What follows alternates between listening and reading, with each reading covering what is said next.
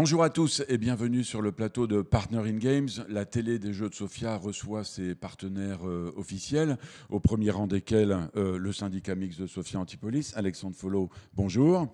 Merci d'être là. Alors, pour nos téléspectateurs, notre audience, on connaît bien la communauté d'agglomération, au sein de laquelle vous avez d'importantes responsabilités d'ailleurs. On connaît un petit peu moins le syndicat mixte. Est-ce que vous pouvez nous expliquer en quelques mots, sans trop rentrer dans les détails, ce qu'il en est ?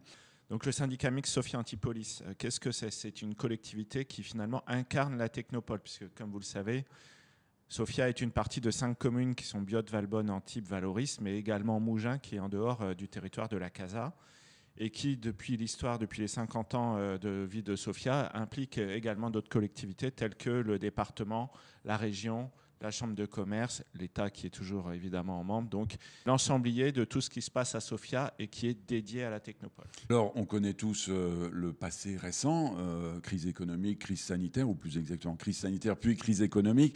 Alors aujourd'hui, comment va Sofia ?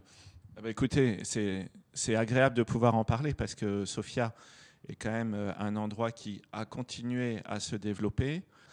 Et le constat qu'on peut faire de manière totalement objective, c'est que en 2020, la technopole n'a pas perdu d'emploi puisqu'on a remonté l'ensemble des chiffres depuis les entreprises. Donc on est toujours aux alentours des 38 000 emplois, ce qui est inespéré vu la situation nationale et mondiale de crise. Et positif par rapport à d'autres territoires. Par rapport à d'autres territoires qui étaient très dynamiques et très identifiés également au niveau national, qui eux ont eu des très très grandes difficultés.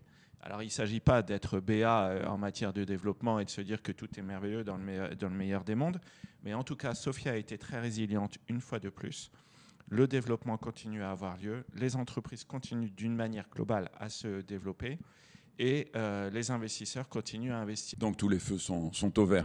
Merci pour cette synthèse économique. Alors parlons des jeux de Sofia, on est quand même là pour ça.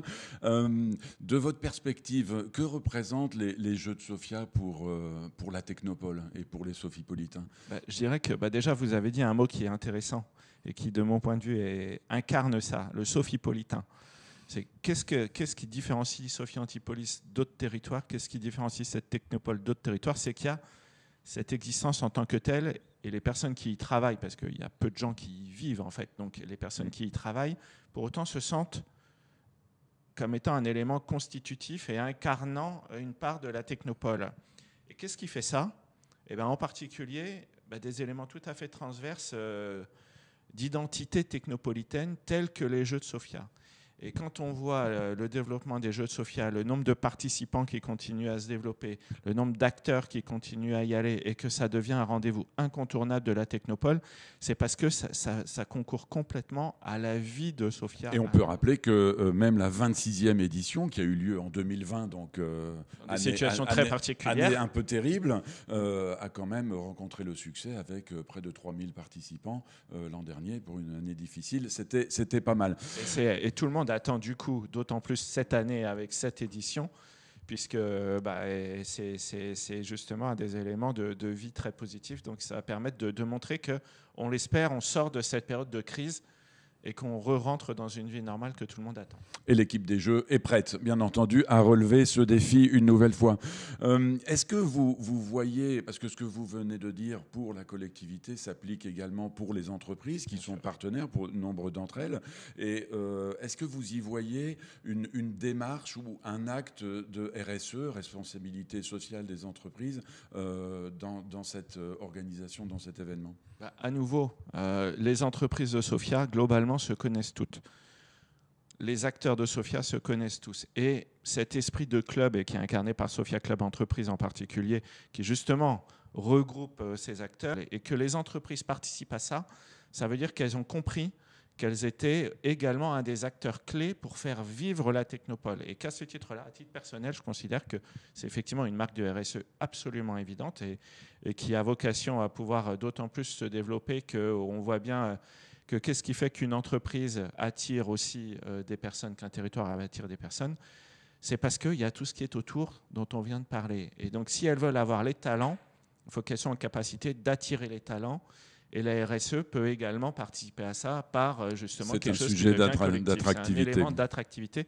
Donc c'est en plus quelque chose qui sur le fond est gagnant pour les entreprises Et moi, j'ai aucun doute sur le fait qu'elles continueront et qu'elles auront tendance même à sans doute développer leur soutien à ce type d'activité. Alors, les épreuves commencent dans les jours qui viennent. En un mot, qu'est-ce que vous souhaitez à cette 27e édition des Jeux de Sofia?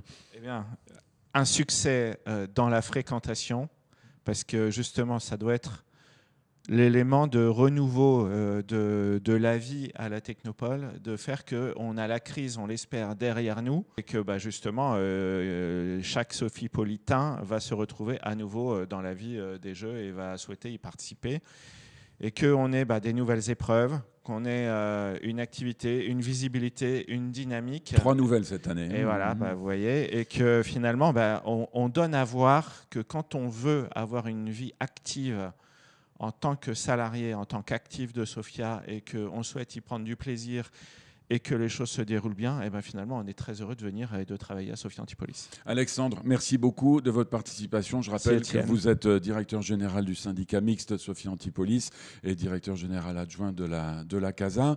C'est la fin de cette édition de Partner in Games. On se retrouve très rapidement pour plus d'infos, plus de rencontres, plus de partenaires et d'interviews. À bientôt.